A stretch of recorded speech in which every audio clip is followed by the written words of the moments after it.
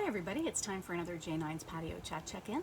I decided to do my patio chat earlier in the day today so I could enjoy this beautiful sunshine, which I think is going to be with us for most of the day. It's quite warm, so for those who do not enjoy humidity and heat, it's not the day for you. I don't find the humidity as bad. I love the heat. I know humidity can be difficult, but I love the heat. I feel like I was definitely born in the wrong place. I enjoy so much, but I did have an opportunity to see my dear friend Andrea today. We had a wonderful time. We got to sit on a patio and catch up, so it was really nice to be able to see her. I just sent her a message and said, I just love you. I feel so happy to have seen you. So just so appreciative to be able to see a few people. It's just really wonderful, and the sunshine always brings kind of a glow to me. But I've been reapplying consistently my sunscreen. I do have a little bit of a red nose, but I assure you I've been putting the sunscreen on religiously because I'm very pale, as you can see, so it's easy for me to burn. So I'm trying really hard not to. I'm bad. I'm not always great, and you guys probably remember last summer I burned. So birthdays today. It is my Uncle Brian's birthday. So Uncle Brian is across the bridge there. I hope you're having a wonderful birthday. I hope you guys are having a barbecue out in the backyard. Seems like something you might do today. Maybe enjoying some slush, one of our favorites. It's Doug McKillop's birthday, and Doug is, actually I think he's in Ontario. Doug is from home. He was a few years behind me in school, and I remember we went to Calgary together on the band trip, and I graduated with his brother Greg from high school. So Doug, I hope you're having a great birthday. And it's Anuja Pandy's birthday today. So 3 Cape Bretoners today. I always have a lot of Cape Bretoners on my list. I hope, Anuja, you're having a great day. You're having a great birthday.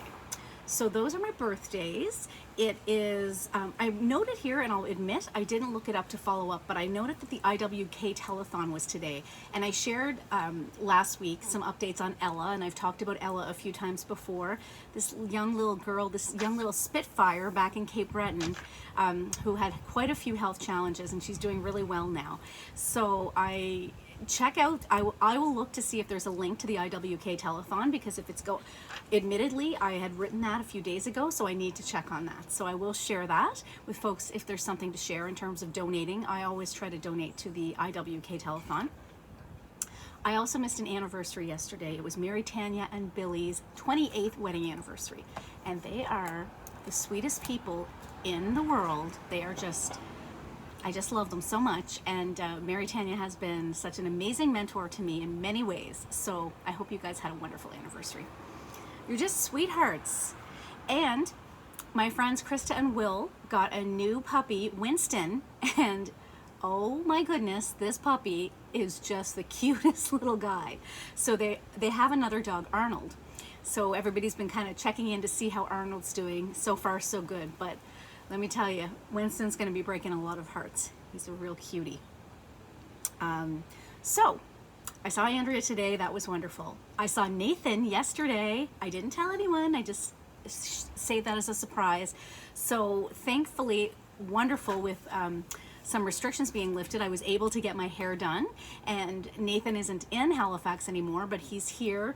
He's going to be celebrating his birthday tomorrow, so it was wonderful. I do have my extensions back in. I think everybody knows how this goes. These are clip-in extensions, so you will be seeing them for a few days. I'll try to keep them as long as I can. I mean, I took a picture, actually I haven't shared, I took a few pictures last night. It always looks the best right after Nathan's done it. Still looks really great today though. I'm not as good at curling it myself, so that's where I kind of struggle.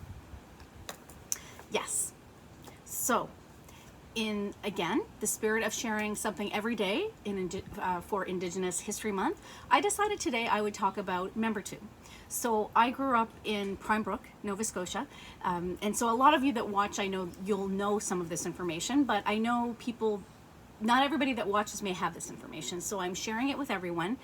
I grew up really close to Membertou, so it's very close to Prime Brook, and I spent most of my time when I was growing up spent in Membertou was in the little church in Membertou, and just recently they had placed shoes and teddy bears and different things on the steps there. in honor of the 215 children that were discovered in Kamloops. And so when I saw that, I shared with a few people that I have very positive memories of my time in that church, because it probably, that in my memory, is probably the first time I learned about Indigenous culture and about some of the traditions and some of the what's the word I'm looking for? Ceremony, some of the ceremonies. So there was drumming in our church, and there were other things that were incorporated. I learned about smudging. I didn't learn until much later kind of more details about smudging. But all that to say that I grew up in Member 2, and when I was growing up in the 80s and 90s, Member 2 had a lot of challenges at that time. So the community is much different than when I first was introduced to the community. So Member 2 is named after Grand Chief Member 2, 1510 to 1611, and it's one of 5 Mi'kmaq communities in Cape Breton and one of 13 Mi'kmaq communities in Nova Scotia. It's ever expanding, and its current population, I am reading this, by the way, from Member 2's website. Their current population is 1,695, which includes both on and off reserve members.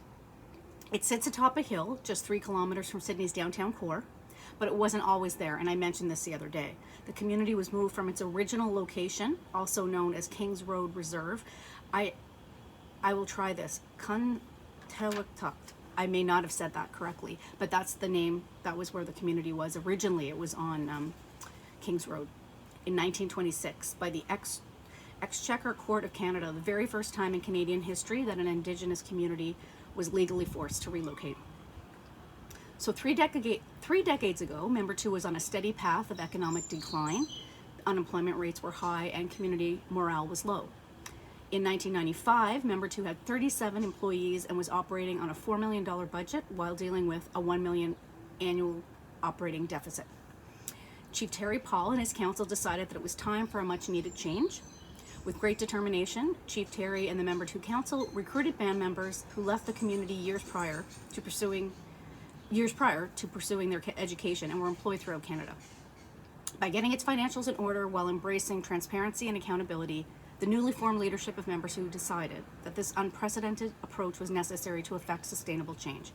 Member 2 set a goal of generating new revenue streams as a way to diminish dependence on government transfers by making 3 strategic decisions. The first was to forge a new economic frontier that built on the innovations of the present while at the same time incorporated Indigenous knowledge-based principles of conversation. The principles were successfully in place, and Member 2 strategically increased its profile with major private sector companies by launching the Member 2 corporate office in downtown Halifax. It also became the first Indigenous organization in the world to receive an ISO 901 certification. So this assisted in leading to the formation of a number of partnerships with private industry sectors. The third strategic decision was to initiate proactive education and career-related training programs for the residents of Member 2 to increase employment opportunities, and they forged business partnerships and initiatives. So I'm not going to read everything here. I just wanted to give you a little bit of a flavor, but I'm very happy that I had my early initiation to Member 2 in this little church, and I always felt welcome there, and so I just wanted to share that with you. So I will share the link to Member 2. I am going to talk more about this tomorrow in the coming days, but June is also Pride Month, and so I do encourage you to learn about resources in your community and what you can do to be an ally to folks in the Pride community. So I'm going to leave it there, everyone. Take good care of yourselves, take good care of others. I will see you tomorrow. Bye for now.